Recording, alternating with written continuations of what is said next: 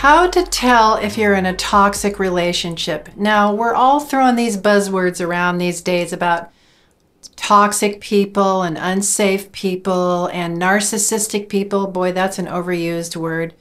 Look, the world is filled with toxicity and narcissism. It's part of our fallen nature. We have it in us, others have it in them. This is about discerning who you are first as a person made in God's image, and then properly approaching relationships. So let's talk about toxicity. Toxicity can be on both sides. Maybe you're in a relationship where the other person really is toxic, like they are abusive or they're overly controlling or whatever, but you're tolerating it. Why are you tolerating it? What are you afraid of? Why can't you set and enforce healthy boundaries? So you may be in a toxic relationship because you have some toxicity in you as well that needs God's healing, not just through prayer, but maybe through counseling and education and support groups or whatever. So let's talk about how to know that you're really in a toxic situation. In the relationship, you always feel inferior, or a lot of the time feel inferior, or they're not quite measuring up. You're afraid to be yourself, or you might say or do the wrong thing, or you have to perform. I remember dating a man. I was wanting to marry him because he was very handsome and intelligent.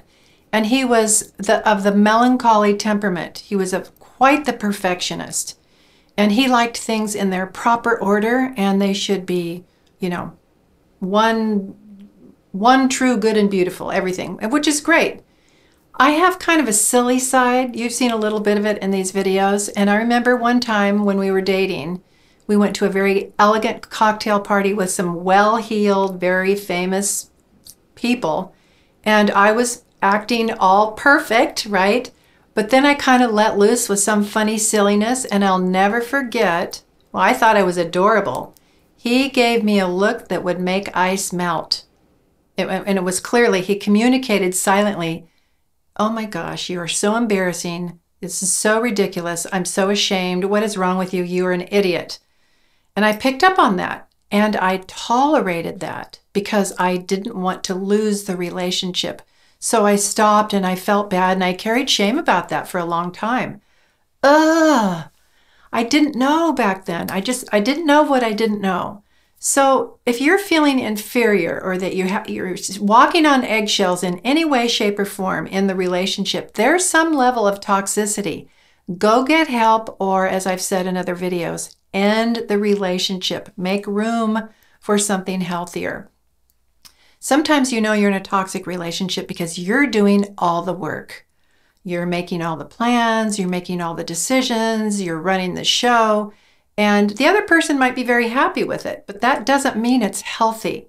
If you're doing all the work and saying, well, we need to get to therapy, or we need to read this book, or we should go on this retreat, you're going to exhaust yourself in a marriage like that, where you are taking care of business for yourself and everybody else. That's toxic.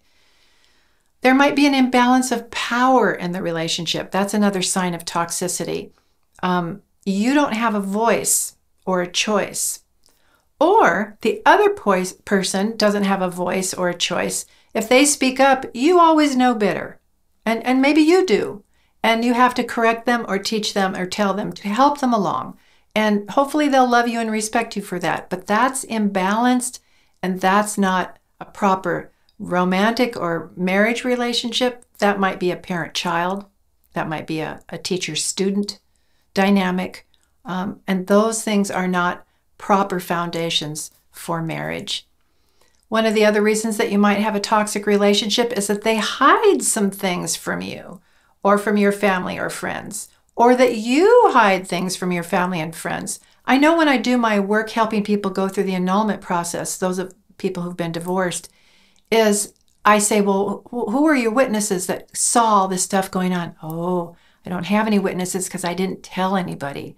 I was ashamed to tell. I was too embarrassed. I was worried about judgment or criticism, or my mom would have told me to dump him, or whatever. So if you're hiding things, or they're hiding things, big, big red flag. This is a big one, and I think most of us have gone through this. There is pressure to be unchaste. Now, it may be overt pressure or covert pressure, but there's pressure nonetheless. Let's see how far we can go. We really love each other. We're being exclusive. If you aren't safe, if you don't feel that the other person sees you properly and understands your faith and wants to protect you by helping you remain chaste, and the same with them, get out of that relationship. They don't know what authentic love is. They just don't. And I might be too quick to say get out of it. Let me rephrase that. Go back and get some counseling, but don't linger for years trying to fix the problems. Realize it's not healthy. Move on. Get something, make room, as I always say, for God to bring something better. You might be in a relationship where the other person is always insecure or struggling or depressed or wounded, and your heart goes out to them, and you are mothering them or fathering them, and you are helping them and consoling them and fixing them. And there certainly is that element in a healthy relationship. But if it's all the time and and they go, "You're my savior, I love you, what would I do without you?" To me, that's another red flag. Well, without me, you should be able to stand on your own 2 feet and be, strong and virtuous. And so check to see if they're always irresponsible, can't pay their bills, can never hold a job, always depressed, insecure, whatever. Marriage is not a place where you go in and become a therapist and a counselor and a doctor and a teacher. That is a disordered part of relationships, especially marriage. So that's toxic as well. If they have an excuse for everything, maybe they're open and receptive and they're fun and they're intelligent, but every time you try to say, "Well, it hurts my feelings when you this," they have an excuse. That means there's a door that's shut to criticism, healthy criticism, no matter how you say it. That's a level of toxicity as well. This is a really bad one. They might mock you or ridicule you or criticize you and tell you, "Oh, you're too sensitive. I was just joking. Get over it." That's contemptuous.